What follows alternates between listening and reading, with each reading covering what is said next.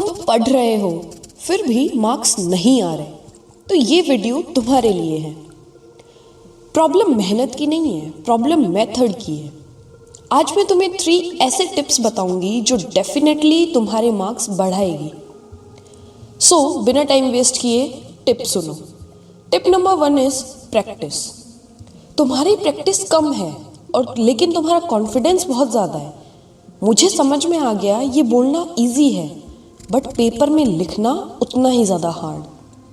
Paper देखते ही सब भूल जाते हो और इसका सिर्फ एक ही सोल्यूशन है, PYQs, प्रीवियस ईयर क्वेश्चंस। जब तक प्रीवियस ईयर क्वेश्चन सॉल्व नहीं करोगे तब तक नॉलेज एक इल्यूजन की तरह ही लगेगा। तुम्हें लगेगा कि सब आता है, बट पेपर देखते ही सब भूल जाओगे, सब गायब हो जाएगा कि पढ़ा तो था लेकिन याद कुछ नहीं है। इसलिए प्रैक्टिस बहुत इंपॉर्टेंट चीज़ है। Previous year questions are the most important. जितने ज़्यादा प्रैक्टिस करोगे, जितने ज़्यादा क्वेश्चंस लगाओगे, उतना ज़्यादा सीखोगे। थ्योरी पढ़ के उतना नहीं सीख पाओगे जितना क्वेश्चंस लगा के सीखोगे। सो याद रखो कि practice is the most important thing. Okay. Tip number 2 is revision.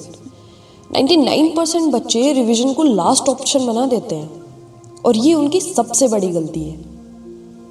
तुम सिलेबस तो कवर कर रहे हो, बट जैसे जैसे आगे का पढ़ोगे पीछे का भूलते जाओगे। इसलिए रिवीजन करना बहुत ज़रूरी है। एग्ज़ाम में सिर्फ वो ही याद रहता है जो बार बार पढ़ा हुआ होता है। एक बार पढ़ा हुआ सब गायब हो जाता है और फिर तुम ये बोलते हो कि पढ़ा तो था बट याद मुझे कुछ नहीं आ रहा है। वो इसी वजह से एक बार पढ़ा हुआ तुम्हारे दिमाग में नहीं बैठ पाता है, वो तुम्हें याद नहीं रहता है। Okay, so revision is also must. Revision करो, चाहे सिलेबस थोड़ा 90% कवर कर लो, लेकिन उस 90% सिलेबस का रिवीजन करो ताकि कम से कम जो तुमने पढ़ा है वो काम तो आए। मतलब जो तुम पढ़ रहे हो वो एग्जाम में जाके भूल जा रहे हो तो फिर क्या मतलब है सिलेबस पूरा कवर करने का। इससे बढ़िया तो 80% 90% सिलेबस करो, फिर उसको रिवाइज करो ताकि कम से कम वो 80-90% तो ऐसे हो कि हाँ भाई इसमें से अगर कोई क्वेश्चन आ गया तो मैं नहीं छोड़ूंगा। ओके।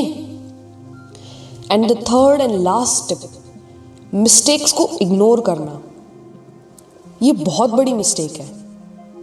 मोस्ट स्टूडेंट्स सही आंसर्स देख के खुश हो जाते हैं पर गलत आंसर्स पे कभी ध्यान नहीं देते हैं। सही है वो ठीक है, बहुत अच्छी बात है, लेकिन जो गलत हुआ है उसका क्या?